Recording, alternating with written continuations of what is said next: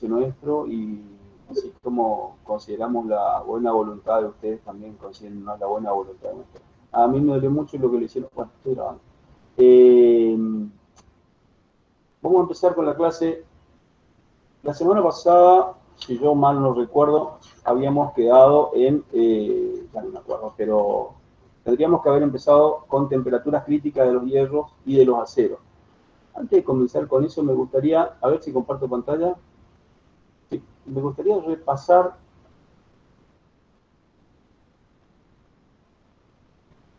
a ver si se puede compartir pantalla. Avísenme si se está compartiendo la pantalla. ¿Se ve o no? Sí, profe. Sí, sí. Bueno, el famoso diagrama hierro-carbono. Quiero simplemente ubicarlo en el tema para ir después en lo que sigue. Habíamos dicho de que el diagrama hierro-carbono era aquel diagrama en donde podíamos representar las transformaciones que sufría el hierro, la aleación hierro con carbono. Carbono acá, hierro acá. Habíamos dicho que con metiéndole carbono se formaba carburo de hierro, que es como actuaba como si fuese un material nuevo, y podíamos formar este gráfico en donde teníamos solamente hasta un 6,67% de carbono, lo cual me representaba el 100% del carburo de hierro o cementita. Y ahí es donde se producían las transformaciones.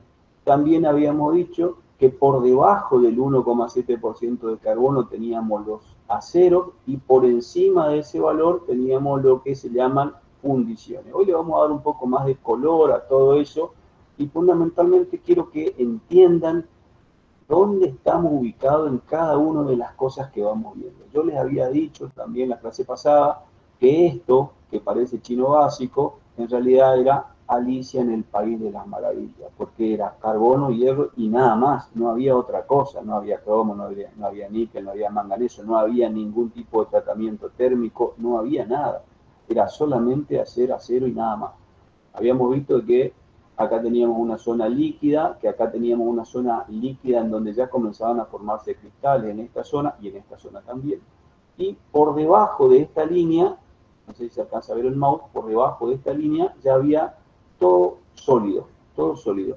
Y que particularmente en el sector de los aceros, acá eh, se formaba, se producían transformaciones que tenían la particularidad de ser en estado sólido. Eso era básicamente el diagrama hierro-carbono. Hoy vamos a ver que los aceros en la construcción están por acá, en esta zona están, los que usamos en la industria de la construcción. Todo lo demás lo usan para otra cosa y esto es más fundición que otra cosa. Pero tenemos que empezar a ver un poco más puntualmente.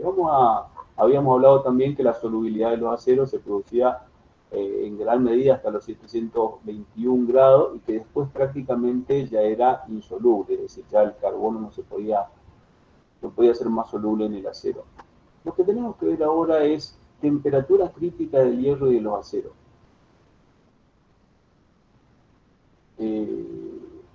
A ver si me sale esto. Temperatura crítica del hierro y los aceros. ¿Qué pasa si yo... ¿Se acuerdan que habíamos dicho? En este caso es estado alotrópico y punto crítico del hierro puro. Vamos a analizar el hierro puro para después extrapolar esos conocimientos al acero, que es básicamente parecido con alguna pequeña diferencia. Pero fundamentalmente muy parecido.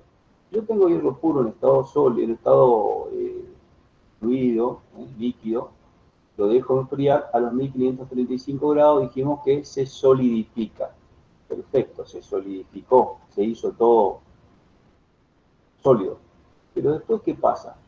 Comienza a enfriarse y por esas cosas de Dios, a los 1400 grados se produce una especie de calentamiento generalizado y cambian los estados de magnetismo, etcétera, etcétera. Hay una transformación ahí que se produce que la vamos a conocer como AR4.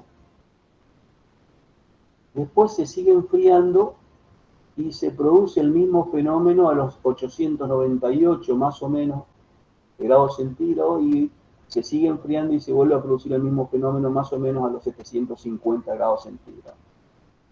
¿Qué pasa?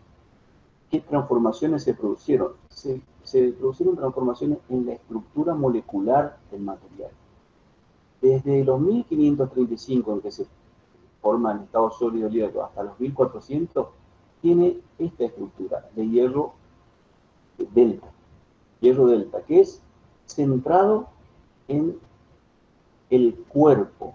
Si miran lo que vimos en la primera parte de la materia, habíamos visto de que las estructuras en las que se organizaban los materiales eran centrados en el cuerpo y centrados en las caras y otras 13 y otras 12 más, porque eran 14. El hierro tiene estas dos. Entonces se forma un hierro delta, que es una estructura en donde está formado centrado en el cuerpo. Pasado los 1400, cambia la forma de organizarse las estructuras cristalinas del material y pasa a formarse en la forma de centrado en las caras y se llama hierro gamma. Se enfría y a los 898 grados centígrados vuelve a cambiar otra vez su forma de presentación, la forma de presentación de la estructura cristalina, y se forma en hierro alfa. Primero no magnético y después alfa magnético a temperaturas inferiores a los 750. Esto es a lo que nos referimos cuando decimos que el hierro es un material alotrópico. Alo es cambio, tropo es forma. Entonces, alotrópico quiere decir que va cambiando su forma y por cuestiones de la naturaleza lo hace a esta temperatura y a esta temperatura. O sea, pasamos de centrado en el cuerpo a centrado en las caras y vuelta de nuevo a centrado en el cuerpo. Si analizáramos esa situación, fíjense que la estructura cristalina sería así. En el hierro delta, en este, centrado en el cuerpo, que es lo mismo que el hierro alfa, está centrado en el cuerpo, ¿qué tengo? Tengo un átomo en el medio y un átomo en cada una de las esquinas. Pero ese átomo de cada una de las esquinas está compartido con los 8 átomos las 8 estructuras cristalinas que están al lado. Entonces, en realidad, de solamente yo voy a tener un octavo. De manera tal de que la cantidad de átomos que voy a tener en el caso del hierro alfa va a ser un átomo, que es el que está acá en el medio, más un octavo de los 8 compartidos. Acá hay 4 en la parte superior y 4 en la parte inferior. Entonces, en el hierro delta y en el hierro alfa voy a tener que la estructura cristalina está formada por 2 átomos. Ahora bien, en el hierro gamma, en este, que está, dijimos, centrada en las caras, ¿qué pasa? No voy a tener el átomo del medio, no lo tengo.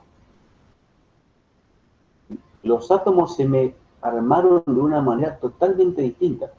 Voy a tener los de las esquinas, sí, los voy a tener y compartido de vuelta, pero voy a tener átomos compartidos en cada una de las caras. Fíjense que en cada una de las caras, por ejemplo, va a estar compartido con la estructura cristalina superior. Entonces, a esta de abajo solamente le va a corresponder una mitad de este átomo, la otra le va a corresponder a la de arriba, y así sucesivamente. De manera tal de que, si yo analizo la cantidad de átomos que voy a tener en la estructura cristalina de este hierro, voy a tener 1, 2, 3, 4, 8 vértices y un octavo por vértice. O sea que voy a tener lo mismo que acá, 2. Acá 2. Pero voy a tener que sumarle las 6 caras que tiene, 1, 2, 3, 4, 5 y 6, las 6 caras multiplicado por medio átomo que le corresponde para cada una de las caras. 6 dividido 2, 3. Entonces, 6 dividido 2, 3. Entonces acá en total voy a tener 4 átomos. ¿Sí? Acá voy a tener 4 y acá voy a tener 2 átomos. Me está cambiando la composición. ¿Qué pasa? El hierro gamma, este hierro que está acá, este hierro que está acá, es capaz de disolver más carbono. Yo acá es donde tengo esa temperatura más alta, en donde hay una disolución. Por eso le he mostrado recién el gráfico de solubilidad. Tiene más átomos, tiene 4 átomos, contra 2 que tiene el otro, y tiene una estructura cristalina más grande. Si miramos la estructura cristalina, tiene 3,65 Armstrong, y esta tiene 2,85 Armstrong. Tiene una estructura cristalina un poco más grande. Y el hierro alfa, fundamentalmente el no magnético, que es el que está acá en la primera parte, tiene menos átomos, tiene 2 átomos, no se disuelve fácilmente porque ya estamos a temperatura más baja, y una estructura cristalina un poco más chica. Lo mismo que está pasando en el hierro pasa en el acero. En el acero, punto crítico del acero. Se ve poquito acá, pero pasa esto. Pasa esto. En el acero tengo también un punto de solidificación, después un punto en donde se me producen esas transformaciones, se me vuelven a producir las transformaciones, pero, este es el hierro puro, ¿no? Pero para el acero tengo algo que en el otro no tenía, que es el AR1. Hay unas transformaciones que se producen en el acero porque todavía tiene una transformación que se produce en estado sólido, que el acero, que el hierro no tiene. Estas transformaciones, el AR1, son las que no tiene el hierro y que aparecen en el acero. Estos puntos críticos, lo vamos a llamar puntos críticos inferiores y puntos críticos superiores, que son transformaciones que se me van produciendo debido a los cambios de estructura, debido a ver si me sale la palabra, alotropicidad del acero. Dije bien, me salió bien. Alotropicidad. Es medio complicado decirlo, pero es así. Del acero y alotropicidad del hierro. ¿Y para qué me interesa a mí conocer esos puntos críticos y esos puntos críticos superiores? Para meterme un poco más de lleno en lo que viene, que son fundamentalmente los tratamientos térmicos, tengo entendido. Tratamientos térmicos de los aceros. Tratamientos térmicos de los aceros. Miren, para entender el porqué de estos tratamientos térmicos y de cómo varían las cosas, vuelvo a insistir, estamos enseñando solamente lo mínimo necesario, indispensable para entender la complejidad del tema. O sea, que no piensen que estamos enseñando nada muy elevado, porque no es así. Simplemente nos va a servir para entender lo complejo que es todo esto, que es toda una industria. Como ya le dije, la metalurgia y o la siderurgia. Los tratamientos térmicos de los aceros lo hacemos para, teniendo un acero, tratarlo térmicamente, es decir, por medio del calor, calentarlo, enfriarlo de a poco, enfriarlo mucho, más rápido, más lento, no sé qué, por medio de un tratamiento térmico, conseguir algún beneficio que estamos buscando. ¿Qué beneficios se buscan? Por ejemplo, homogeneizar, que toda la estructura tenga una misma característica y comportamiento. Ablandar, cuando hablamos de ablandar, estamos hablando de, hacerlo menos duro. Sabemos lo que es duro, ¿no es cierto? Bueno, el término blando no se usa mucho en general en la ingeniería, pero sí en la metalurgia. Y blando sería la condición de menos duro. ¿Está? No hay un ensayo para el ablandamiento, digamos. Sí para la dureza, pero cuando hablamos de ablandar, estamos hablando de quitarle la dureza a algunos aceros, a los efectos de mejorar fundamentalmente la maquinalidad, es decir, hacerlo trabajable con máquinas, hacerlo maniobrable al acero para poder cortarlo, doblarlo, torcerlo, poder usarlo más fácilmente. Si fuese un acero muy duro, sería muy duro, muy difícil de trabajarlo, y en general tenemos que tener en cuenta que la dureza está asociada al contenido de carbono. Si pensamos en el gráfico hierro-carbono, nos estamos yendo hacia la derecha, y a la derecha está más contenido de carbono, en general más duro. Entonces, para un determinado acero, vuelvo a insistir, hablamos de acero. O sea, si estamos hablando de acero, imagínense en dónde estamos parados en el gráfico hierro-carbono. Estamos parados en la parte de los aceros, a eso quiero llegar. Podemos mejorar la dureza de algunos aceros tratando de ablandarlo. Fíjense cómo los valores pueden variar de 180 HB a 400 HB. Sabemos lo que es HB, ¿no es cierto? ¿Sí o no?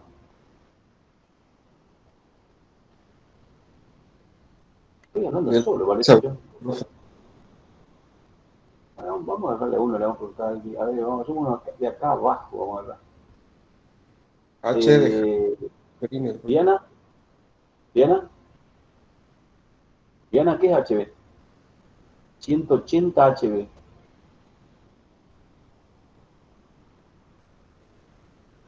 ¿Bien, profe? Viana, Laura Viana.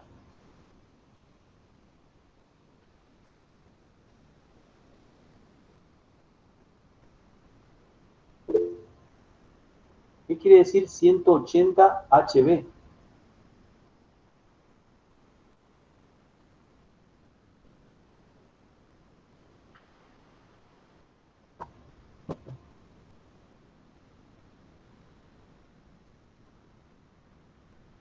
¿Diana?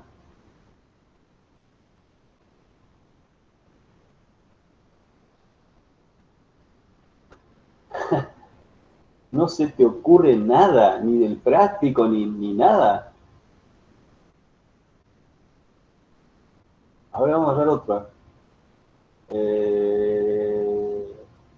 Romero Carlos. Te maté con la pregunta, ¿eh? No, profe, o sea, me estoy acordando algo del práctico, ¿no? ¿Cómo es? Una unidad, pero no me estoy acordando de qué práctico. Justo lo estaba buscando. Te maté con la pregunta, ¿eh? Una de las unidades de dureza, ¿no era, profe? Dureza Briller, ¿puede ser? Claro. Vamos con Vera Francisco. Que no está conectado en la cámara, ahora sí te veo, Vera. Sí, está conectada la cámara. Sí, ahora sí te veo, tarda en llegarnos. ¿Qué es HB? 180 HB, dice ahí. La dureza. Sí, me imagino que la dureza. ¿Qué No dureza? estoy muy seguro, pero creo que es eso. ¿Qué dureza? No, ahí me mató ahí. Dureza Brinell, profe. Brinell, sí. ¿Benson? Dureza Brinell, profe. Dureza Brinell. ¿Se acuerdan cuando vimos dureza Rockwell y dureza Brinell?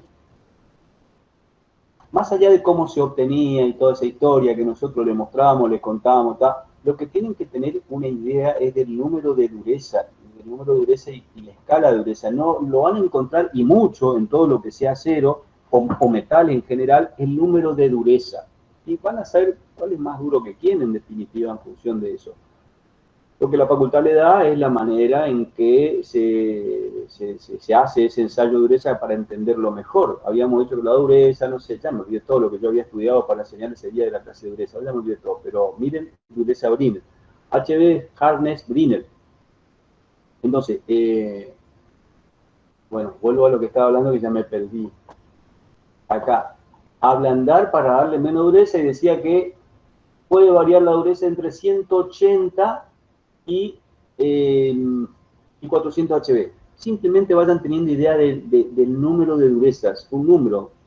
Dijimos que la dureza no se mide en nada porque es un número adimensional. Bueno, distensionar, hay veces que las piezas están sometidas a tensiones de cualquier tipo, y para distensionarlo, quitarle las tensiones que están acumuladas en la pieza, se le puede someter a un proceso térmico, por ejemplo, de normalización, o endurecer, contrario a lo de ablandar. A veces lo queremos hacer más duro. En vez de ser no tan duro, queremos hacerlo más duro de lo que realmente es. Y sin modificar la composición de carbono, hierro, qué sé yo, con un tratamiento térmico puedo llegar a obtener un acero un poco más duro. O adicionar algún elemento químico, pero para obtener algo de, por ejemplo, dureza superficial o algún otro elemento que se quiera, o remover elemento químico. Bueno, ¿cuáles son los métodos para tratamientos térmicos? Son estos. A ver si lo puedo... Ahí está. Recocido, que puede ser recocido con autorización completa, recocidos subcríticos, que pueden ser los subcríticos recocido de ablandamiento, recocido contra acritud, recocido subcrítico globular, o bien recocido de autorización incompleta o doble recocido. Otro tratamiento es esos son todos los recocidos. Otro tratamiento es el normalizado, otro es el temple y otro es el revenido. Y créanme que existen más tratamientos térmicos que simplemente yo no los puse porque estos son los más conocidos, los más comunes y los más usados por lo menos, pero existen unos cuantos tratamientos mucho más modernos que acá no están puestos. Porque tampoco nosotros no necesitamos ser expertos en tratamientos térmicos. Simplemente lo que queremos que se sepa es que el tratamiento térmico existe. Es decir, sabemos dónde estamos parados. Estamos parados en la parte de acero del gráfico del gráfico de hierro-carbono. Estamos parados en la parte de acero y queremos, por medio de un tratamiento térmico, mejorar las características de los aceros. Darle más dureza, quitarle dureza, normalizarlo, no sé, algo queremos hacer. Pero sin cambiar la composición, solamente con un tratamiento térmico. Es lo que estamos queriendo hacer. Vamos con el tratamiento de revenido. Creo que era el primero. Recocido. El primero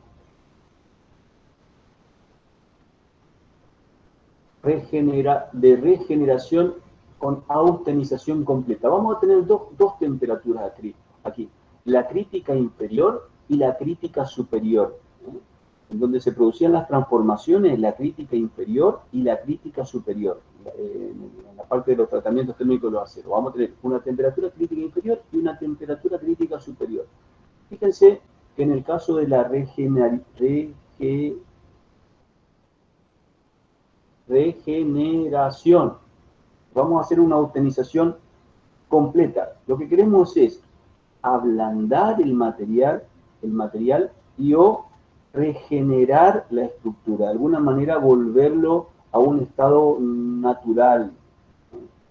Para llegar a hacer eso indefectiblemente, lo que tenemos que hacer es calentarlo por encima de la temperatura crítica superior, mantenerlo un tiempo y después, recién después, descender la temperatura en forma lenta. De esa manera, en forma lenta.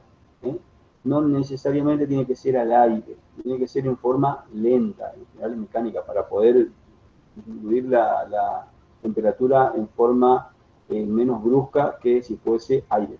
Si fuese aire sería esto, así, desciende la temperatura más bruscamente. Acá lo voy descendiendo en forma un poco más lenta. ¿Qué consigo con eso?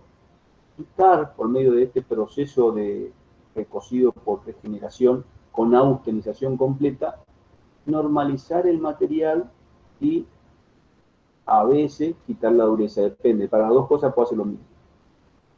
Pero acá fíjense que estoy superando con la temperatura calentando el material, porque acá ya tenemos un material que es el que estamos queriendo, una pieza, que es la que estamos queriendo mejorar. Tengo que calentarla por encima de la temperatura crítica superior. En los otros recocidos, que son los subcríticos, voy a tener recocido de ablandamiento contra acritud y globular, en todos los casos son subcríticos. ¿Qué quiere decir eso? Que están por debajo de la temperatura crítica inferior. Están por debajo de la temperatura crítica inferior, que la hace 1. Le doy también, básicamente, los 3 procesos son iguales, pero son para quitarle dureza y darle más maquinalidad al material. La particularidad es que acá, en el subcrítico de ablandamiento, lo acerco lo más posible a la temperatura crítica inferior. Lo acerco lo más posible, sin tocarla, sin llegar a la temperatura crítica inferior, y después lo enfrío al aire. En el otro, llego hasta los más o menos 550 grados centígrados y lo enfrío al aire, y acá también vuelvo a acercarlo lo más posible y lo mantengo en horno, y después también lo enfrío en horno, ¿no? Para darle el mismo fenómeno. Son 3 fenómenos, 3 fenómenos, no 3 efectos que se pueden dar o se pueden producir de una u otra manera. Los recocidos globulares, acá le llaman globulares, pueden ser oscilantes o de austenización incompleta. Oscilante es oscilante, así sube y baja con respecto a la temperatura crítica inferior, y después lo dejo enfriar lento. Y austenización incompleta es paso la temperatura del punto crítico inferior y lo mantengo un tiempo, pero sin llegar a la temperatura del punto crítico superior. Y también lo dejo enfriar en forma lenta. ¿Qué voy a tener ahí? Voy a tener una menor dureza, y bastante menor dureza. Fundamentalmente estos tratamientos se usan cuando se tienen carbono de 0,50% de carbono, de 0,50% de carbono, para darle un ablandamiento y mejorar la maquinalidad. 0,50% de carbono, de más de 0,50% de carbono, estaríamos... Está complicado, ¿no?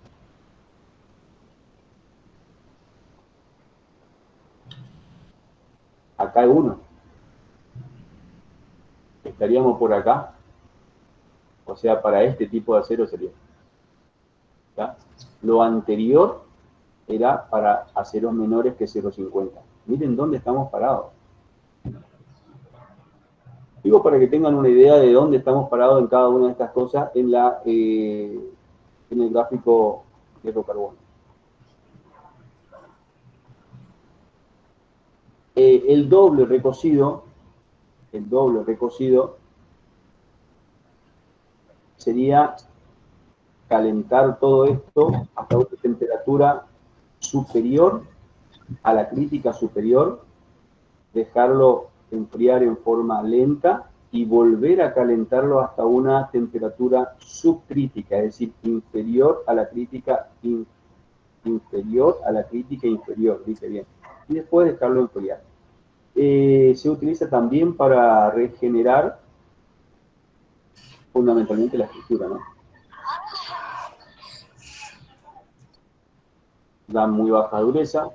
El normalizado se usa para normalizar, es decir, para, si está el material muy sometido a tensiones, llevarlo a la estructura cristalina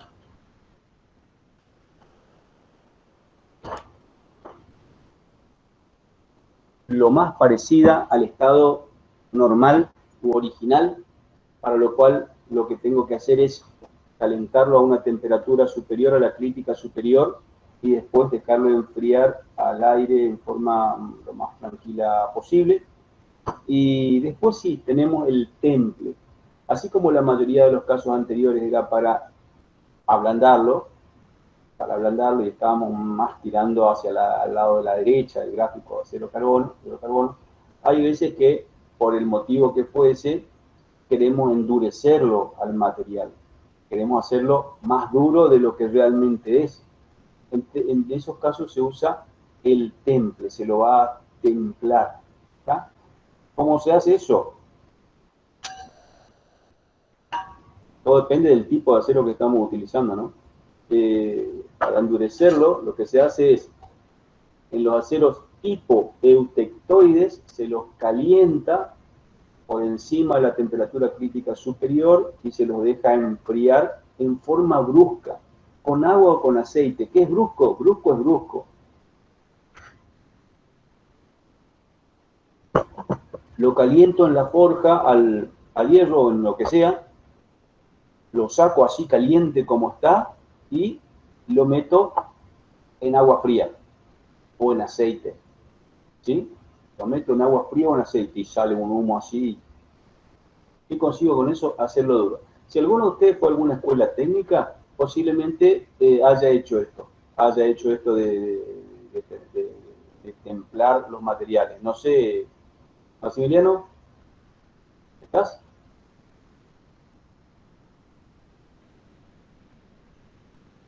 Maximiliano, ¿estás? Por ahí lo agarré a Maximiliano. Yéndose. ¿Me escucha? Sí te escucho, ahora sí te escucho. No, lo llegamos a hacer, vimos todo teoría nomás. ¿Por qué? No sé. Justo nos tocó a nosotros una profesora que no quería hacer. De taller estoy hablando, ¿eh? Sí. O sea, íbamos a taller solamente a hacer la carpeta. No sirve de nada la carpeta. En una escuela técnica sin taller no tiene sentido. Pero bueno, eso es motivo de otra conversación. Pero, ¿hay alguno del Juan 23 de Corriente acá? ¿Nadie? ¿Nadie se fue a la técnica de Corriente? No me van a decir tampoco, no me van a contar. Tienen un temor, vergüenza, miedo. ¿Qué tienen? ¿Nadie está en el Juan 23 estudiando ingeniería en esta promoción? Le vamos a preguntar si hizo el templado. Además, bueno, usted te ve así. Calentamos un hierro y ¿cómo era la cosa? Mirábamos, a las 7 de la mañana, 8, no sé qué, y calentábamos el hierro y lo que nos decían era, mirá, cuando se produce así un rojo intenso, toma un rojo intenso, así como que se vuelve incandescente el material, como que está por explotar, parece, ahí es el momento. Tenés que dejarlo un ratito más y ponerlo en el agua. Esa era la explicación que teníamos, y la verdad es que es así, está bien. Era el punto crítico superior que, como yo le decía recién, se producen variaciones en la luminosidad, en el magnetismo, en el color, etcétera, etcétera. Se pone rojo incandescente, así se enrojece mucho, y claro, estamos pasando el punto crítico superior. Entonces, pasado el punto crítico superior, que es visible al ojo humano, los otros no tanto, yo lo meto lo enfrío en agua o en aceite. ¿Y qué consigo? Templarlo al acero. Templarlo significa hacerlo más duro, hacerlo más resistente. Acá. ¿Está? Bueno, algunos en forma hipoeutectoides, otro hipereutectoide, y en algunos casos hacemos el temple y revenido. El temple, ¿no?, y el revenido, las dos cosas. Lo que queremos en estos casos es disminuir la dureza y la resistencia de los aceros templados. Lo hacemos para mejorar la tenacidad también. Bueno, esos son los tratamientos térmicos. Lo que quiero que quede claro esto, más allá de que algunos se endurece y otro le quito la dureza y todo esto, es que para un mismo acero, una misma vertical del diagrama hierro-carbono, podemos mejorarlo quitándole la dureza o dándole un poco más de dureza o normalidad o maquinalidad o no sé qué, simplemente con un tratamiento térmico. Obviamente que eso tiene un límite. No puedo hacerlo que contra duro si ya está hecho con un material que no le da tanta dureza, o sea, tiene un límite. Que por supuesto que eso lo estudia la gente que se dedica al tema, ¿no? Por eso le digo que nosotros estamos enseñando y estudiando estos temas para entender el concepto. Pero cuando a mí me digan el acero templado, yo sepa de lo que me están diciendo, o cuando me digan el acero revenido, o me hablen de la austenización, no sé qué, yo sepa de qué me están hablando. Tratamiento isotérmico. Tratamiento isotérmico, curva de la S. Esta curva de la S, a ver acá, es un tratamiento, miren el nombre, isotérmico. Isotérmico. En los tratamientos térmicos que vimos hasta ahora, eran subía la temperatura, bajaba la temperatura. ¿Está? Más bruscamente, menos bruscamente, subía, bajaba. Ahora bien, ¿qué pasa si a mí se me ocurre por ahí subir la temperatura, calentarlo hasta una cierta temperatura y dejarlo un tiempo a esa misma temperatura al material? Y ahí sí que ya no me pregunten porque ya no sé, no tengo problema en decir no sé, pero lo que sí sé es que se producen transformaciones. Lo que no sé el por qué, digamos, el por qué finito de la estructura molecular, por qué pasado un tiempo pasa eso. Lo que pasa es que, a ver, se calienta, y si uno lo deja a una cierta temperatura, pasa el tiempo y no pasa nada, pasa el tiempo y no pasa nada. Y de golpe, por ahí se comienzan a formar nuevas estructuras cristalinas. Comienzan a producirse transformaciones a una misma temperatura, manteniendo el material o la pieza a una misma temperatura. Comienzan a producirse transformaciones y de un momento a otro también terminan de producirse las transformaciones, y por más que le deje indefinidamente a esa temperatura, a una temperatura elevada, ya no se producen más transformaciones. O sea, eso quiere decir el título, isotérmico. Transformaciones o tratamientos que se producen a una misma temperatura. ¿Cómo sería? En un gráfico, temperatura, acá tengo temperatura, en este lado en grados centígrados, en este lado en grados Fahrenheit. Tiempo, acá tengo segundo, tiempo, temperatura. Estas serían las transformaciones que se me producen. Estas serían las transformaciones que se me producen. Estas serían las transformaciones que se me producen. Es decir, por ejemplo, si un material yo lo caliento a 300 grados, supongamos, hay una mosca que me está molestando, por Dios. Lo caliento a 300 grados. Lo caliento a 300 grados.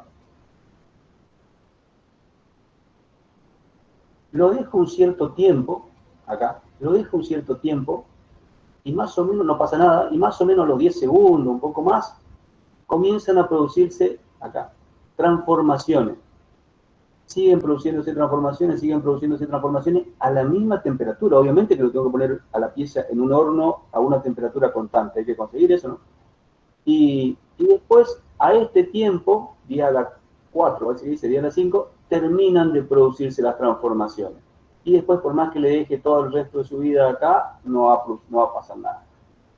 Entonces, ¿qué me dice el gráfico de las curvas de la S o de las 3T? Temperatura, tiempo, transformaciones. Que si yo un material, a una pieza, lo dejo a una temperatura determinada, constante, un tiempo determinado, se me van a producir transformaciones que van a durar un cierto tiempo y después van a finalizar. Y se me forman nuevas estructuras cristalinas. Por ejemplo, en el caso de las temperaturas bajas, lo que se me forman son estructuras de martensita. Por ejemplo, en el caso de las temperaturas un poco mayores, se me forma vainita, que es un tipo de estructura determinada. Y acá se me forman perlita fina, sorbita y trostita para la temperatura que van entre los 1000 y 1200 más o menos, y para temperaturas superiores se me forma perlita gruesa. Entonces, cuando a mí me hablan de martensita y acero martensítico, lo que me están diciendo es que tiene estructuras de martensita y es casi seguro que ese material fue tratado isotérmicamente. ¿Cuál es el objetivo de esto? Saber que este tipo de tratamiento isotérmico existe y saber que se forman este tipo de estructuras. Para que no los corran con el nombre: martensita, vainita, trupita, sorbita, perlita fina y gruesa. No vamos a ahondar mucho más en todo esto. Hay un libro para quienes nos interesan, de la Fray Barreiro, que está en la facultad, y esto está tomado de la Fray Barreiro. Simplemente yo lo tomé en la parte conceptual. Obviamente que el libro es de tratamiento térmico y es mucho, pero mucho más profundo. Lo que queremos nosotros solamente es que ustedes conozcan y sepan que existe ese método, ese tipo de tratamiento. ¿Me siguen? ¿Hola? Sí, profe. ¿Me siguen? Sí, profe.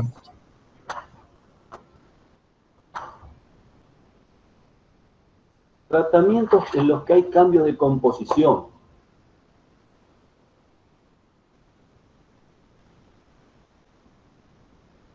Si me esperan un ratito, le voy a tirar veneno a esta mosca que me anda molestando. ¿Eh?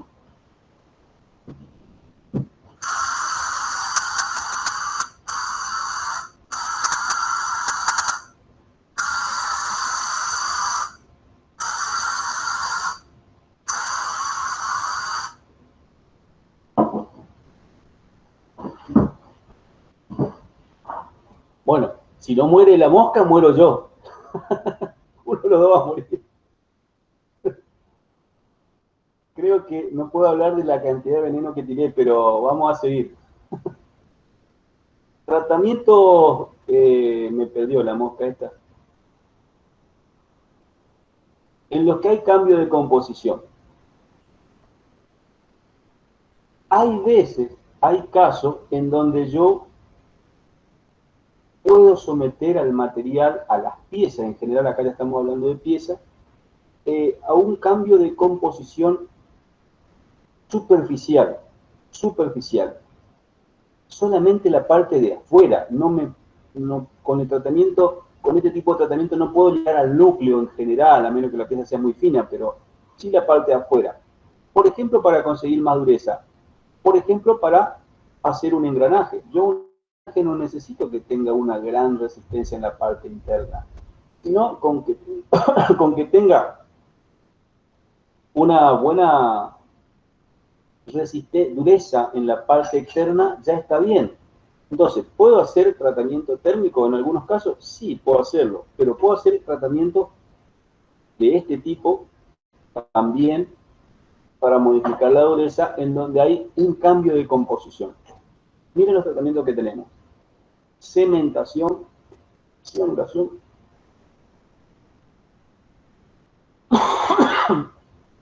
me parece que murió la mosca, pero yo también.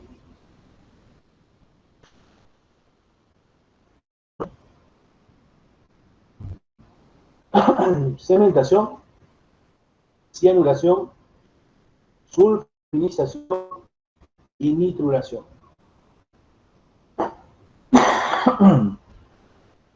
Me parece que me intoxiqué yo más que la mosca. En el caso de la cementación, lo que hacemos es un tratamiento en donde le damos más carbono, ¿sí? Cambiamos la composición aumentando el contenido de carbono en la zona periférica. Y ya sabemos que el hierro es una aleación de hierro, el acero es una aleación de hierro-carbono. Y también habíamos dicho que cuanto más carbono tenía, más dureza tenía. Entonces, si yo consigo con un tratamiento superficial darle más carbono a la parte superficial de la pieza, voy a estar dándole más dureza. No nos vamos a meter cómo se hace el tratamiento de cementación porque es complejo, no tiene sentido de que nosotros lo sepamos. Simplemente lo que queremos es que se sepa que ese tipo de cosas existen. Cianuración. Es un tratamiento muy parecido al de la cementación, pero tiene carbono y nitrógeno. Y también en este caso se consigue más dureza. Sulfinización.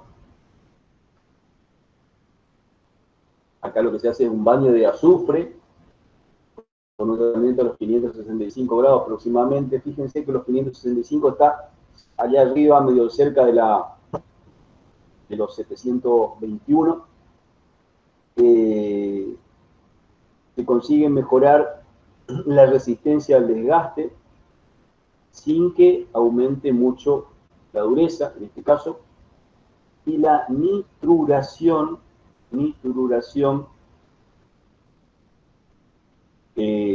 se lo mete en sales de amoníaco, ¿sí? Nitruro. Ahora bien, todos estos tratamientos son superficiales, consiguen modificar solamente la superficie, pero de alguna manera estoy consiguiendo mejorar el material que tengo. Entonces,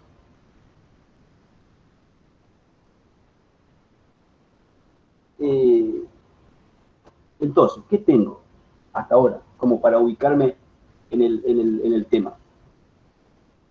Tengo un diagrama hierro-carbono donde tengo fundamentalmente Alicia en el País de las Maravillas, hierro-carbono. Está. Por otro lado, vimos que a un acero determinado lo podemos mejorar con tratamientos térmicos. Darle más dureza, menos dureza, no sé qué. Por otro lado, vimos que si yo a una pieza determinada la mantenía a una cierta temperatura, también podía modificar ciertas estructuras y conseguir mejorar o no ciertas cosas por medio de los tratamientos isotérmicos. Frutita, martensita, vainita. Y por otro lado, podía hacer cianuración, nituración, cementación, modificando un poco el contenido superficial del acero, haciéndolo por medio de baños, por medio de meterlo en lugares con aire saturado, etcétera, como para que se modifiquen esas estructuras externas y de esa manera conseguir mayor dureza o algún tipo de propiedad que estemos buscando. Muchachos, ¿por qué hago este resumen? Porque es lo que me interesa que se sepa de todo esto. Es decir, van a leer, van a escuchar, van a hablar por ahí, acero de no sé qué, acero de no sé qué, acero de no sé qué. Y lo que les tiene que dar esta materia, al menos desde mi punto de vista, es la ubicación general de lo que están hablando. La ubicación general. Y la ubicación general es esta. Después pueden ir a profundizar y ver la sigla, la norma, el contenido, el porcentaje o lo que fuese, no sé. Pero la ubicación general es lo que nosotros queremos que tengan. Ustedes entran a la materia y al tema, si quieren, conociendo el acero, porque lo vieron. El acero lo vieron, el hierro, el acero, punto. Ahora bien, tienen que salir de la materia conociendo la complejidad del acero. Conociendo la complejidad del acero. Nada más. No es necesario que sean expertos en todo y cada uno de estos temas, pero conociendo la complejidad, de manera tal de que cuando digan acero de aquí en más, sepan que no todos los aceros son los mismos, que no todos los aceros están tratados de igual manera o lo que fuese, ¿ya? Que es bastante más complejo el tema de lo que parece. Y medianamente tener un conocimiento más o menos pormenorizado de cada uno de esos temas o aspectos. Lo que estaría mal es que salgan de acá acero, hierro, carbono, listo. ¿Ya está? porque tienen que tratar de ubicarse bien en las transformaciones que se producen y cómo van variando de acuerdo a la composición.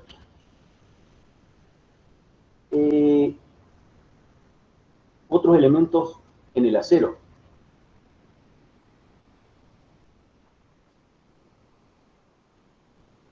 Bueno, existen otros elementos en el acero que yo les había dicho recién. Esto era Alicia en el País de la Maravilla. No había otro elemento en lo que vimos hasta ahora. Sin embargo, existen. ¿Por qué?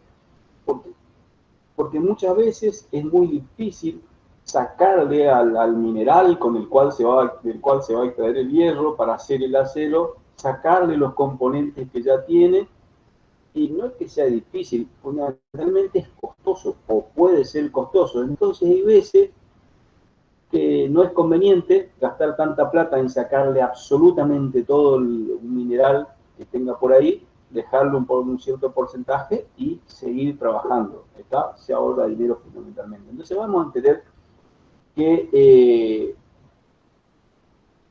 bueno, acá habla del AIC, American Institute,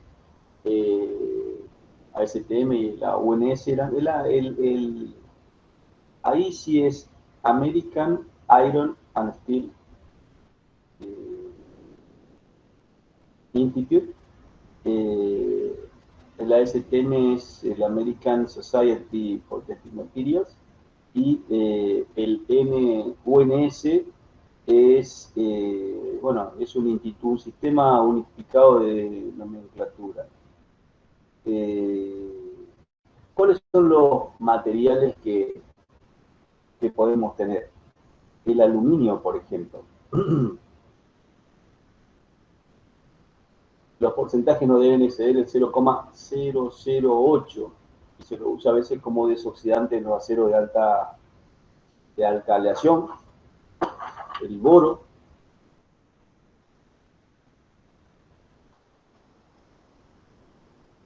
Veo boro acá. El boro aumenta la templabilidad y reduce la marginalidad. Los porcentajes varían entre 0,001 y 0,006. No es necesario que se acuerden los porcentajes, lo digo porque lo veo, pero lo que sí quiero que sepan es que, miren, tengan idea del número, es 0,001, ¿está? Casi que ni existe, pero de hecho está, o puede estar. Son porcentajes excesivamente chicos. El cobalto es un endurecedor, muy endurecedor, disminuye la templabilidad, mejora la resistencia, se usa en aceros rápidos para herramientas y en aceros refractarios. El cromo forma carburos muy duros y comunica al acero mayor dureza, resistencia y tenacidad a cualquier temperatura. Mejora la resistencia a la corrosión. El cromo, el molibdeno y el níquel son materiales que mejoran la resistencia a la corrosión. Este es uno de los que mejora la resistencia a la corrosión. Aumenta la profundidad de penetración del endurecimiento por tratamiento termoquímico, como la carburación o nituración, y se usa en aceros inoxidables, aceros para herramientas y refractarios. El molibdeno aumenta mucho la profundidad de endurecimiento del acero. Vieron que con los tratamientos superficiales se mejoraba la profundidad, la dureza, pero en la parte superficial. Bueno, esto aumenta un poco la profundidad de endurecimiento del acero, así como su tenacidad. Los aceros inoxidables austeníticos contienen molibdeno para mejorar la resistencia a la corrosión, porque les había dicho que el cromo, el molibdeno y el níquel mejoran la corrosión.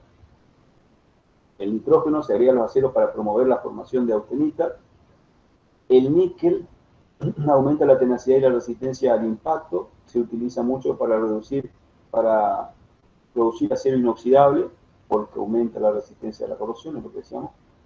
El plomo en realidad no se combina con el acero, pero se encuentra en él porque forma formando pequeñísimos glóbulos, como si fuese una emulsión, digamos,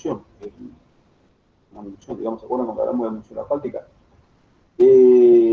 Lo cual favorece la mecanización por arranque de gluta, torneado, cepillado, taladrado, etc. El silicio aumenta moderadamente la templabilidad y se usa como desoxidante, aumenta la resistencia de los aceros bajos en carbono. El titanio se utiliza por su gran afinidad con el carbono para evitar la formación de carburo de hierro y soldar el acero.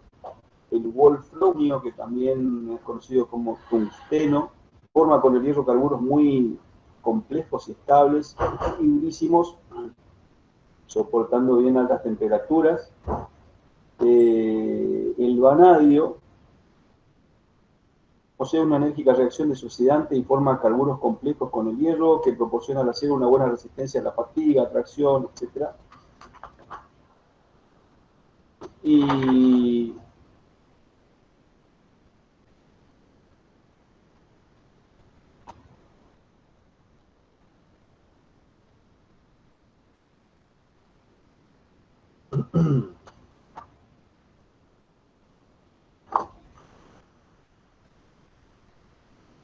impureza del acero. Son los elementos indeseables que están ahí y que hubiera sido conveniente sacarlos, pero por algún motivo no se los sacó, digamos, en general porque es caro hacerlo. Pero están en la composición de los aceros, sobre todo porque en general estuvieron ya en el mineral con el que se lo fabricó. Están presentes en los minerales o en los combustibles, porque hay veces que se usan, bueno, no hay veces, se usa combustible para poder calentar esos minerales, derretirlos en los hornos, y hay veces que para que no sea tan alta la temperatura de fusión, se usan materiales que bajan esa temperatura de fusión, que se llaman fundentes, y esos materiales que se utilizan como fundentes también a veces quedan constituyendo impurezas. El azufre es uno de esos, que tiene un límite aproximado de 0,04%. El azufre con el hierro forma un sulfuro que conjuntamente con la austenita da lugar a un eutétrico cuyo punto de fusión es bajo.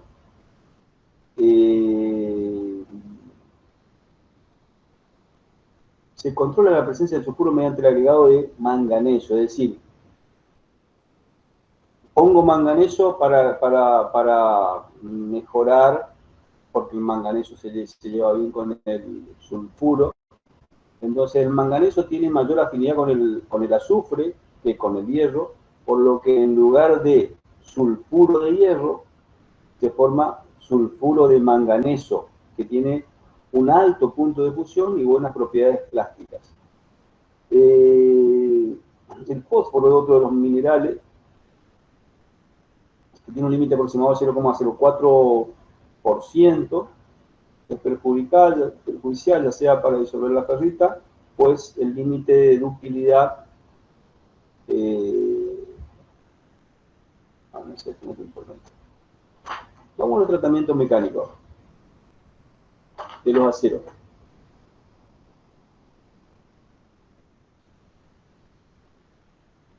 A ver,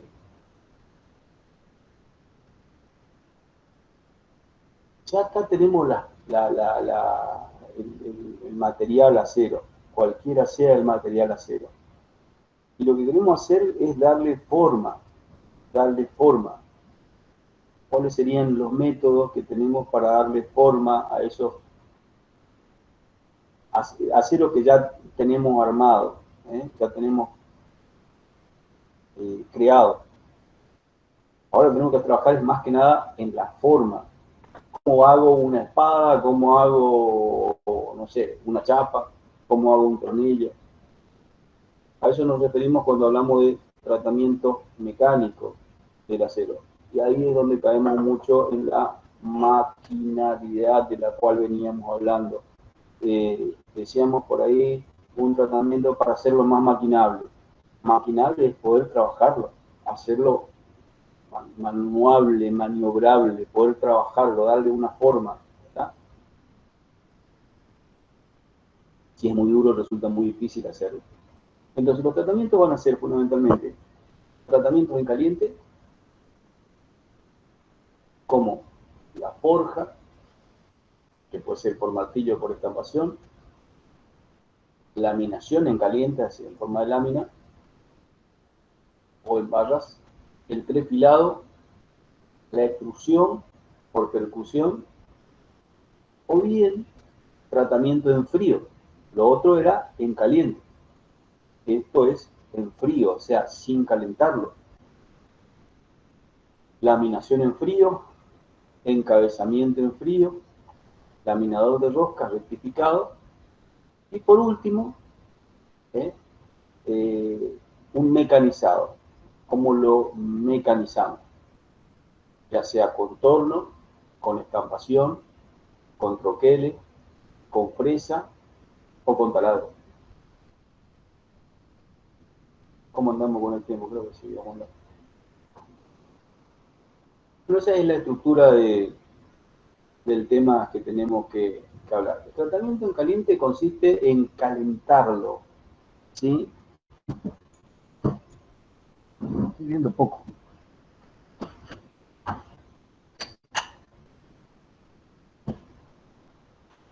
No sé si se ve mejor ahí. Yo por lo menos veo mejor. El tratamiento, los tratamientos en caliente consisten en calentar, trabajar un metal o combinar la forja, ¿no? Habíamos visto de que cuando un material, un metal, fundamentalmente el hierro o el acero, tenía mayor temperatura, era más fácil de trabajarlo. Entonces, nos apoyamos en eso para hacer el tratamiento en caliente, simplemente para facilitar la deformación que se le quiere producir al material para obtener una determinada pieza. La forja es uno de los metales, de los tratamientos en caliente. El forjado es esto, así, un tipo martillándole contra un yunque, un hierro o algo que fuese. Y de ese hierro hago un cuchillo, hago una espada, hago un punzón o lo que fuese. Eso es la forja. Calentar el material, como decía recién, calentar el material para tratarlo más fácil, para ablandarlo más fácil, para hacerlo más trabajable, y después darle con el martillo. Eso es la forja, el forjado. Obviamente el tratamiento más antiguo y más fácil de realizar con poco elemento. Martillo, forja, a martillo y martillado. Se puede curvar o doblar, se lo puede estirar. Este hierro yo puedo hacer un cuchillo, pero porque lo golpeo. Y conformar, darle la forma que uno quiera, fundamentalmente las curvas, para lo cual están este tipo de elementos, el yunque o alguna cosa así, que acá puede tener una forma, y acá tiene otra, y acá tiene otra, y le puedo ir dando la forma que yo quiero al material con el cual estoy trabajando. La estampación, lo que hago es formar un estampado, la formación de un componente con una barra metálica, hacer un estampado. Vamos a dar vuelta con esto. La laminación en caliente, lo que hago es formar láminas. Cuando está en caliente el material, formo láminas, es decir, lo hago pasar por un rodillo, por rodillos que giran en el sentido contrario, de manera tal de que viene pasando la lámina por acá y le van dando una forma de lámina en forma bastante pareja. Si alguna vez hicieron masa para la torta, es lo más parecido. Para la torta, para la masa, cuando se hace la masa para hacer los fideos. ¿Cómo se llama el aparatito ese? ¿Nadie de ustedes hizo masa para hacer fideos? La pasta linda, profe. Algo de eso. Es lo más parecido. Vieron que ponen la masa y le va haciendo así y va saliendo parejito. Bueno, de eso se trata, nada más que en este caso con el acero. Y vamos teniendo grandes placas.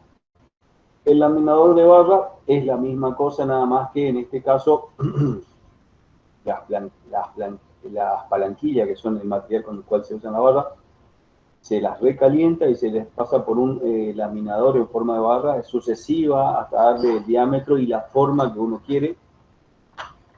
El depilado es un estirado del alambre fabricado por laminación, haciéndolo pasar por fracción a través de una hilera, especie de embudo, el diámetro requerido, recogiéndose finalmente el material en una bobina para servirlo en rollo. La extrusión por percusión, extrusión hacia adelante. Lo que se trata es de conseguir hacer entrar un cilindro caliente de metal en un troquel de extrusión empleando un ariete hidráulico. De esta forma se puede producir un número casi infinito de secciones transversales sólidas. Y los tratamientos mecánicos en frío. Lo que se consigue con los tratamientos mecánicos en frío es aumentar la dureza, se disminuye la plasticidad, el cambio de la estructura, la fragilidad en un sentido contrario a la deformación. El laminado en frío es lo mismo que el laminado en caliente, pero en frío. Si ustedes miran acá al principio, cuando teníamos laminado en caliente, yo lo pasé por el de largo, pero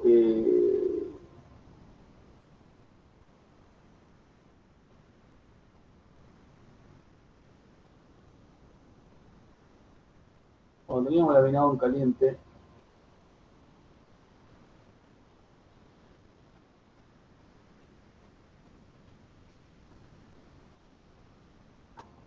acá hablamos.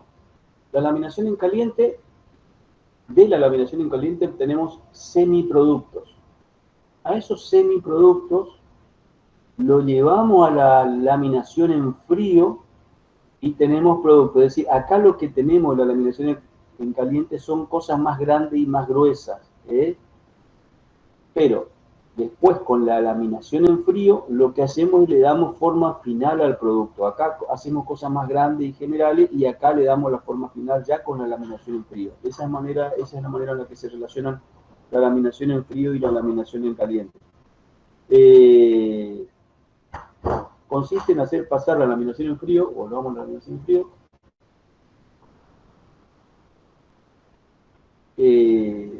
una pieza fría entre dos cilindros que giran en sentido contrario al avance de la pieza, modificando sus dimensiones y a veces la forma.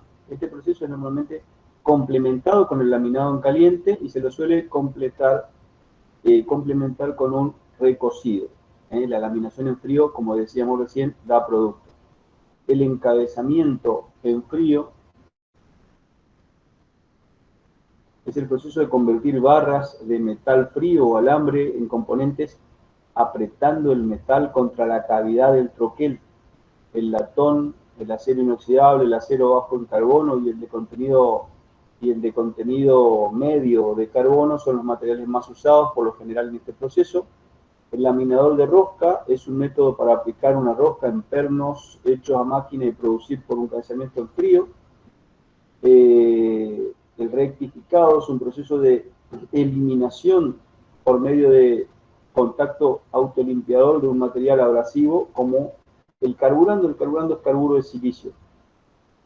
Y después tenemos el mecanizado. El mecanizado es un proceso mediante el cual la pieza obtenida por fundición, forja, etc., se reduce a las correctas dimensiones mediante herramientas de corte,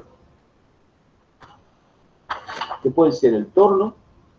Creo que ustedes conocen el torno, lo que gira es la pieza y una punta le va dando forma.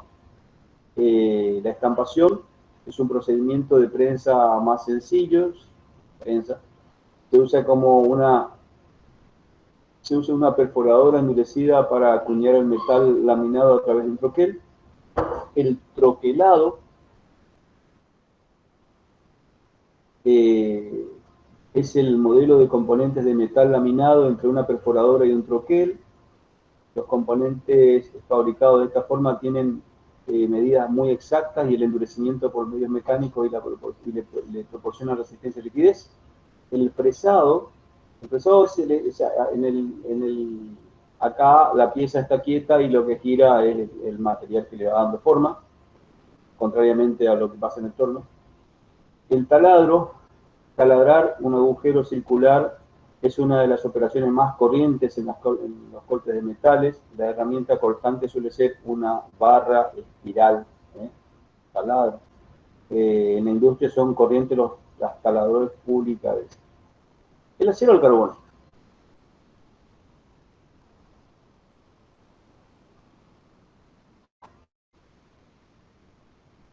El acero al carbono. Acá en el acero al carbono vamos a encontrar con que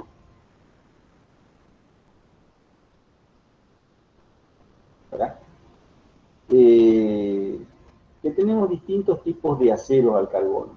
El acero de construcción, los aceros inoxidables, los aceros para herramientas, los aceros para uso eléctrico, los aceros para electrodoméstico y también para materiales de la industria automotriz, pero no resistentes, no estructurales. Todos esos son para acero al carbono, pero particularmente el que nos interesa a nosotros es el de la industria de la construcción. En ese concepto de la industria de la construcción también está metido todo lo que sea estructural de la industria metalmecánica.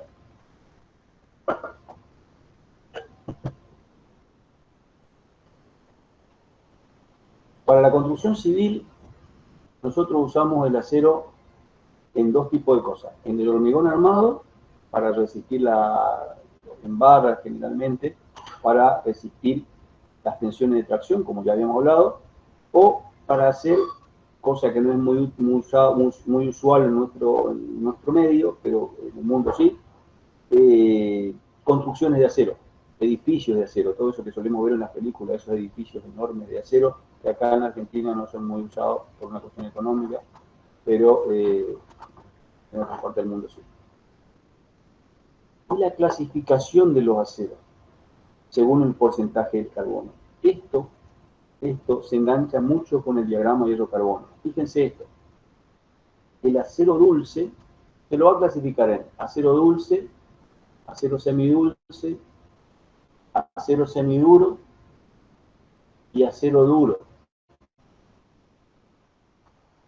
El acero dulce, 0,25% de carbono. El semidulce, 0,35% de carbono. El semiduro, 0,45%, y el duro, 0,55% de carbono. Es decir, 25, 35, 45, 55%, 0,55% de carbono.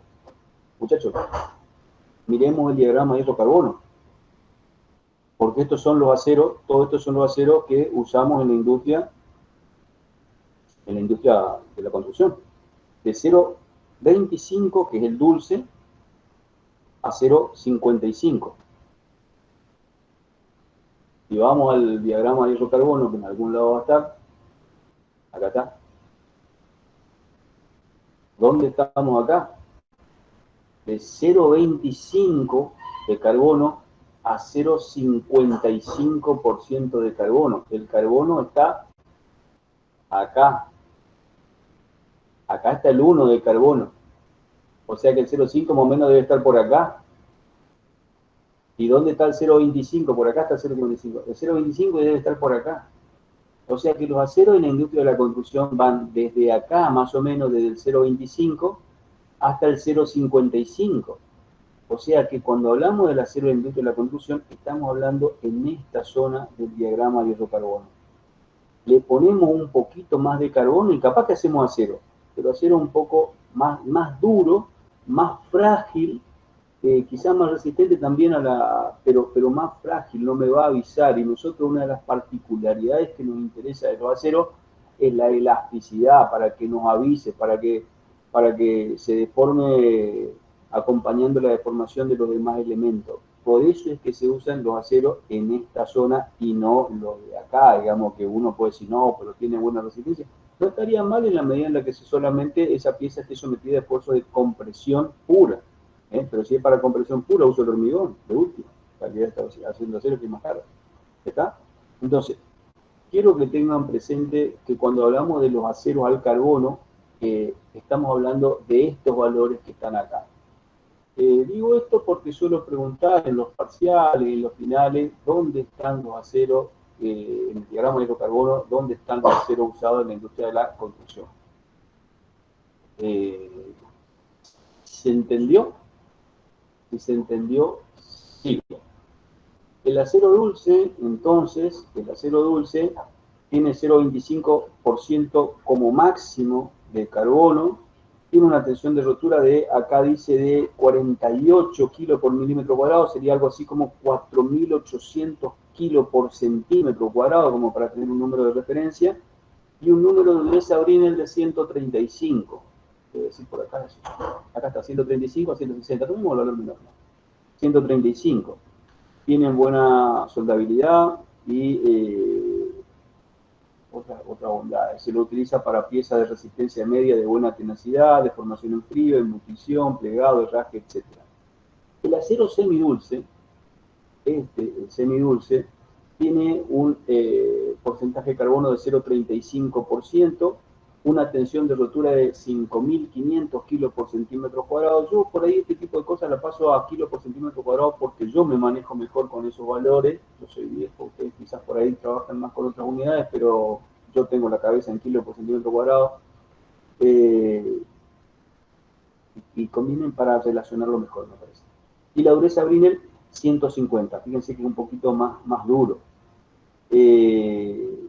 Bajo un tratamiento térmico por templado pueden alcanzar una resistencia mecánica de hasta 80 kilos por milímetro cuadrado y una dureza de 215.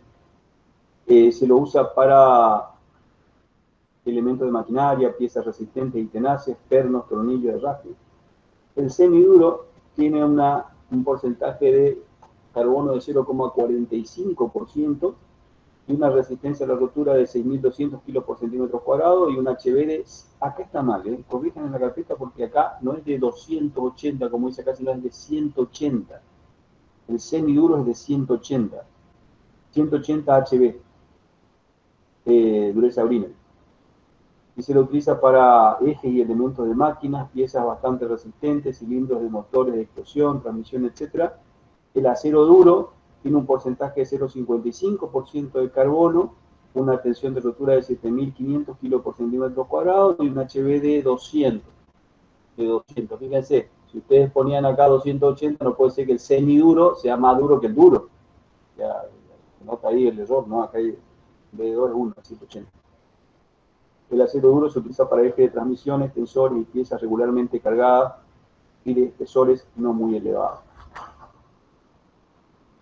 Ensayo de tracción en acero, esto de ensayo de tracción en acero, muchachos, es lo que se vio en el práctico. No voy a redundar en este tema porque es lo que ya se vio en el práctico, pero como para repaso, podemos decir que existe una tensión que en algunos casos, si el acero no fue tratado de ninguna manera, tiene una tensión de fluencia.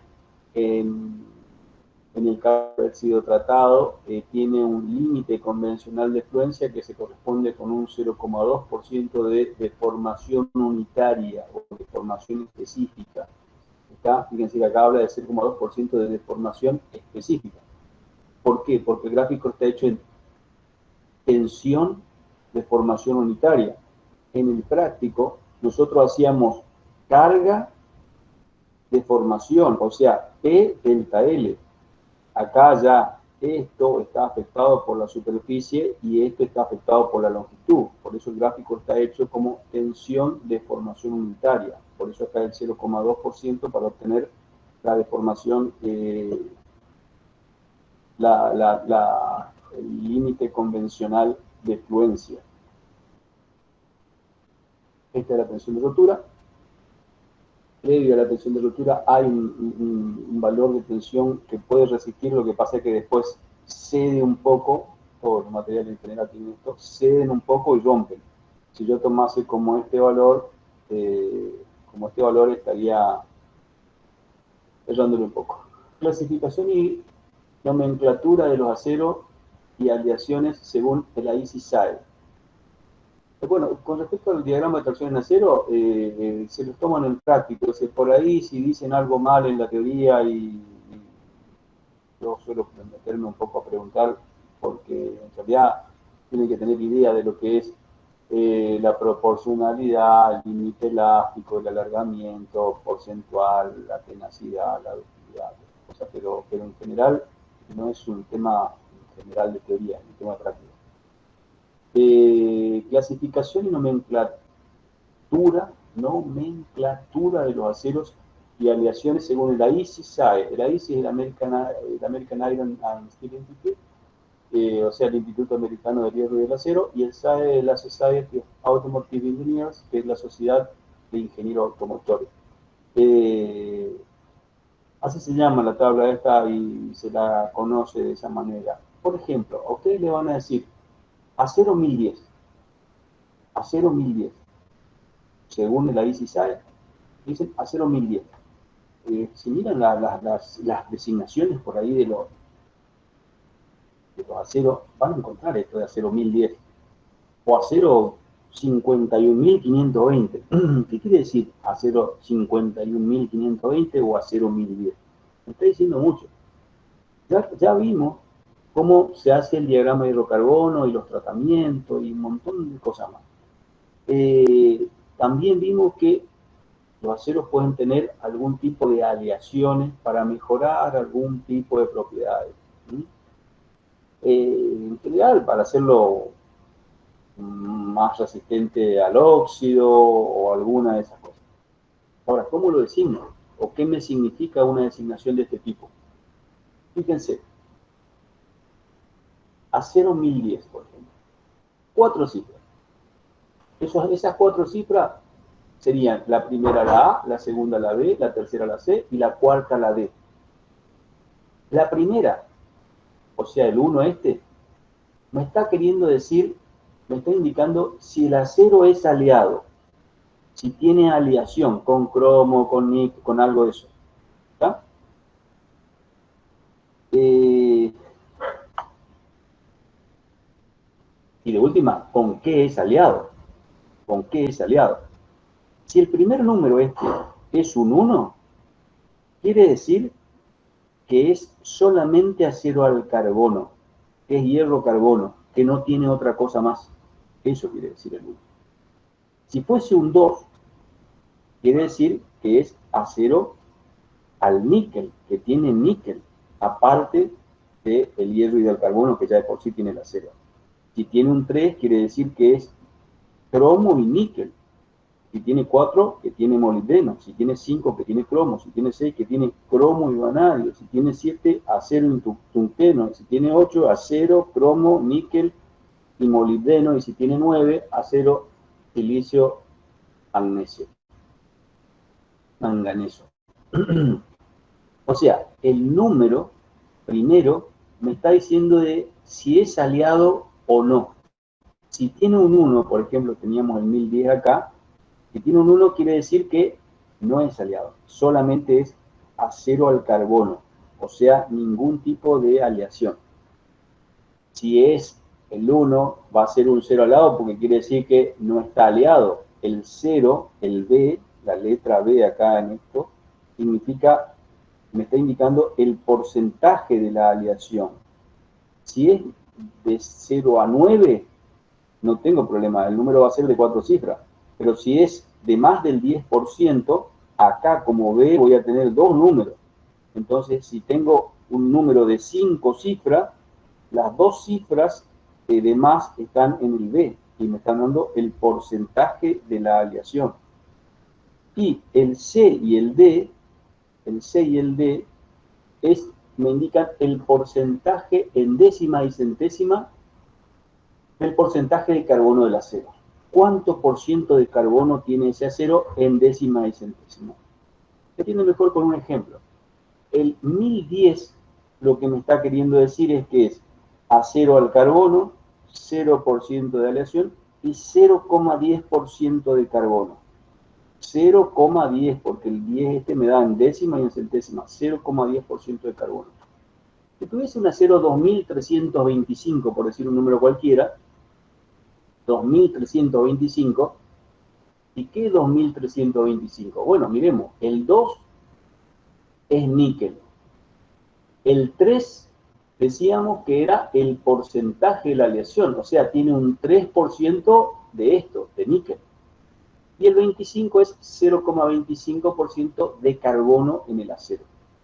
Si el acero fuese 51.520, por ejemplo, un número recontra raro, tendríamos que el 5 es cromo. Como tiene 5 números esto, quiere decir que los dos números siguientes son del B y los otros son del porcentaje de carbono.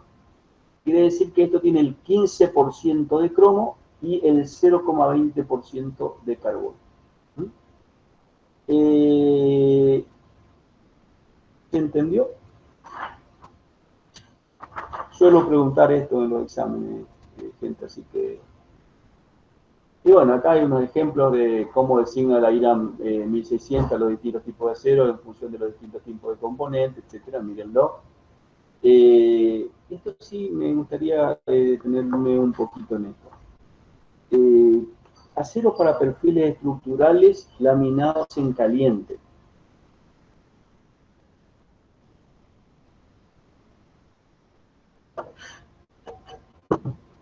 La designación según el CIRSOC 301. El 301 es proyecto y cálculo de ejecución de estructuras de acero para edificios. La IRAM 503 y la DIN, que es alemana, la UNE, que es europea, y la ICSAE, que es americana. Entonces, miren, cuando yo estudiaba, se usaba mucho esto, Steel 33, Steel 37 y Steel 42 y Steel 44. Las tablas que teníamos eran de esa, básicamente de la DIN alemana, porque hace años atrás esto estaba más volcado hacia las normas alemanas. Agarremos esta, por ejemplo, el Steel 33, que ahora con la designación 301 se lo designa con la letra F22. Resulta que antes se llamaba Steel 33, perdón, F20. Vamos a ver el Steel 37. Antes se llamaba Steel 37 y ahora le decimos F22.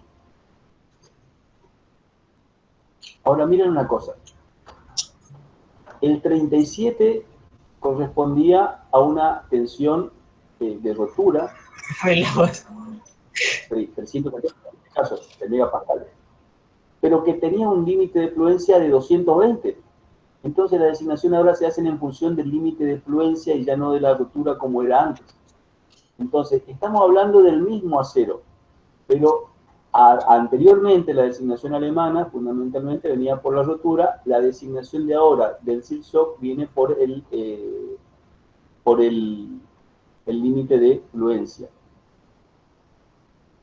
Otra cosa que es bueno acá analizarlo. Miren la designación a ICSAE, en función de lo que estábamos analizando recién.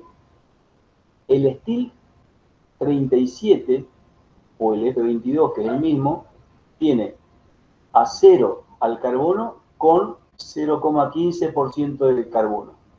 El F24, o sea, el Steel 42, que llamábamos antes, es acero al carbono, pero con 0,20% de carbono. Y el Steel 44, ahora se le llama F26, es acero al carbono con 0,30% de carbono. Y saquen la cuenta, en función del porcentaje de carbono, de qué tipo de acero estamos hablando. Si es dulce, semidulce, semiduro o duro. Le dejo picando porque se me está terminando el tiempo. Las barras de acero para armaduras de estructuras de hormigón son, bueno, acá hay una tabla de barras. Lamentablemente acá no veo que estén las secciones de la barra, que sería interesante. Acero laminado, acero dureza natural 420, acero dureza natural 420S. Acá hay una tabla de materiales con distintos límites de fluencia, de rotura, de ductilidad, coeficiente de Poisson, como para que lo puedan relacionar. Las barras de acero de dureza natural, ADN 420. Acero de dureza natural es acero de dureza natural, es decir, la dureza no fue tratada o mejorada de ninguna manera en forma mecánica. Eso quiere decir. Vienen en barras, el diámetro es de 6, 8 en milímetros, ¿no? 6 milímetros, 8 milímetros, 10, 12, 16, 20, 25. Ustedes van a encontrar en la obra que le dicen acero, el hierro del 8, le dicen. Hierro del 8, no le dicen acero. Le dicen hierro del 8 o el hierro del 10. Bueno, está bien. Si uno quiere ser finito con el vocabulario, tiene que saber que está hablando de un acero y no de un hierro puro. Pero es de uso en la obra, nosotros también, decir hierro del 8, cuando en realidad sabemos que estamos hablando de acero. Pero esos son los diámetros comerciales que se usan. Pi 6 se dice así, Pi 6, Pi 8, Pi 10, Pi 12, porque se lo designa con la letra Pi, al diámetro del hierro. Hierro del 6 milímetros, hierro del 8 milímetros, hierro del 10 milímetros. Y bueno, acá esta tablita trae el perímetro de cada una de las barras, el peso por metro, la longitud, todos vienen en barra de 12 metros, y el peso por barra. Lamentablemente acá no está la sección de cada uno de estos hierros. Este tiene 0,28 centímetros, 0,5 centímetros, y así, 0,78, 1,13 centímetros cuadrados, que es lo que van a necesitar y usar muchísimo en hormigón el año que viene. Una de las primeras cosas que le van a decir y mostrar va a ser este diámetro de hierro con las secciones que cada uno tiene para poder hacer el cálculo de las estructuras de hormigón armado y poder poner una determinada cantidad de hierro para poder soportar los esfuerzos de transición. Las fundiciones. ¿Cuánto tiempo me queda? Me quedan 15 minutos.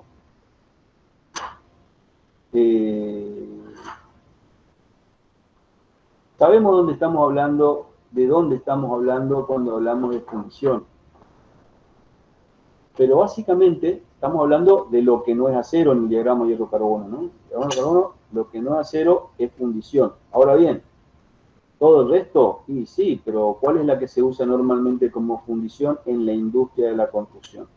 Lo que se usa normalmente como fundición en la industria de la construcción es la fundición que tiene un porcentaje de carbono que va del 2,5 al 4% de carbono, es decir, no es todo, porque después si no tendría demasiado grafito y no sería útil. Tenemos la fundición gris, que tiene ese porcentaje del cual yo les estaba hablando, que tiene una buena resistencia a los esfuerzos de compresión. En general, ya le dije, creo que lo vuelvo a repetir, a medida que nos vamos alejando del eje, vamos aumentando en el eje de las abscisas, el material va teniendo más, en el diagrama de hierro-carbono, el material va teniendo más carbono, se va haciendo por ahí más resistente, pero con rotura mucho más frágil. Eso es lo que pasa, y una mayor dureza también. Por eso es que no se lo puede usar adecuadamente.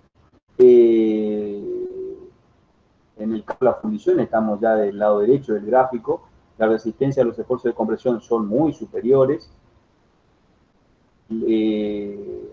las fundiciones amortiguan la energía vibracional de forma mucho más efectiva que los aceros, por eso los equipos que vibran mucho se suelen construir con aleaciones de este tipo. La fundición gris es uno de los materiales metálicos más baratos, se utiliza en bloques de motores, tambores de freno, cilindros y pistones de motores.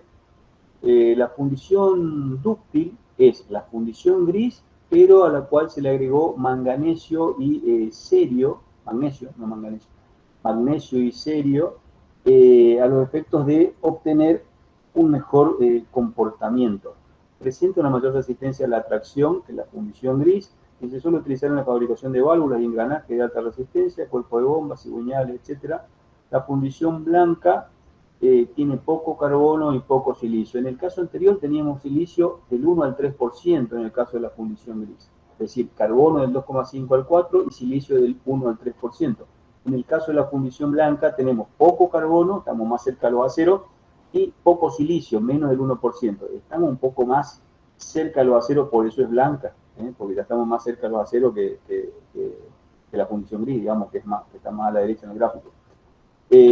Contienen poco carbono, se obtienen por enfriamiento rápido, la mayor parte del carbono aparece como cementita en lugar de grafito, el grafito es cuando tenemos más carbono, y la superficie fracturada tiene una tonalidad blanca.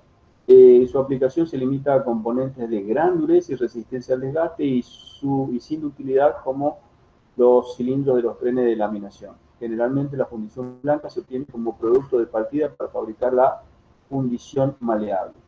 Y la fundición maleable se obtiene a partir de la fundición blanca por calentamiento prolongado en la atmósfera inerte para prevenir la oxidación a temperatura de entre 800 y 900 grados centígrados. La cementita se descompone para dar lugar al grafito en forma de racimos o roseta dentro de la matriz, etc. Obtención de los aceros y la fundición. De la obtención de los aceros y la fundición, léanlo, es interesante, no creo que podamos desarrollarlo este tema. En general a mí las elaboraciones de los materiales no es que me interesan demasiado, tanto el cemento como esto yo, el acero tampoco mucho. Léanlo porque van a poder entender algunas cosas por ahí de los fundentes de los cuales le hablaba hoy. Es decir, yo tengo un mineral de hierro que lo tengo que lavar, voy a tener, si tiene carbonato de hierro, es conveniente primero calcinarlo para desprender el anhídrido carbónico. Después le coloco el combustible, que en general el combustible es coque, ¿sí? Y fundente. El fundente básicamente es una piedra caliza, que dentro de la piedra caliza, por la calcinación, se le va el anhídrido carbónico y queda el óxido de calcio como fundente. Y el fundente es aquel elemento que se coloca para bajar la temperatura de fusión del acero. Decíamos que el combustible se utiliza el coque. El coque es un combustible sólido formado por la destilación de carbón bituminoso calentado a 500 o a 1100 grados centígrados. ¿Está? Eso es el coque. Básicamente de la destilación de la hulla. La hulla es un carbón mineral de color negro o brillo mate que procede de los sedimentos encontrados en grandes masas de vegetales, o sea, restos que se encontraron por ahí. Miren la parte del horno, la cuba, el vientre, el etalaje y el crisol, de donde se obtiene, y los dos tipos de hornos que son de Zemer y Martin Zemer. Miren esto porque la verdad que es bastante largo. Sí me quiero detener un poquito en los aceros inoxidables comerciales, que son Electra Suave, que tiene un 0,15% de carbono. Los aceros inoxidables en realidad lo que tienen es acero más un porcentaje de algo, ¿no? En general cromo, alguna de esas cosas, de algún material que hace que se forme esa capa pasiva, que hace que sea resistente a la oxidación. El acero inoxidable extra suave tiene 0,15% de carbono y 13% de cromo, una resistencia a la rotura de 8.000 kilos por centímetro cuadrado y una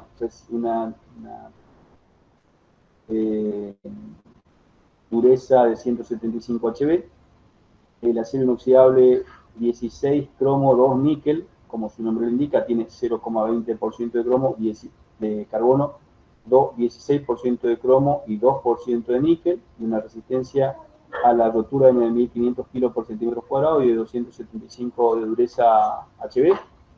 El acero inoxidable cromo-níquel 18,8, 0,18% de carbono, 18% de cromo, 8% de níquel, y una resistencia a la rotura de 6.000 kilos por centímetro cuadrado y 175 HB, y el acero inoxidable cromo-manganeso 0,14% de carbono, 11% de cromo y 18% de manganeso, una tensión de rotura de 6.500 kilos por centímetro cuadrado y una dureza de 175 HB. Muchachos, hasta acá llegamos. Con gusto haber estado con ustedes.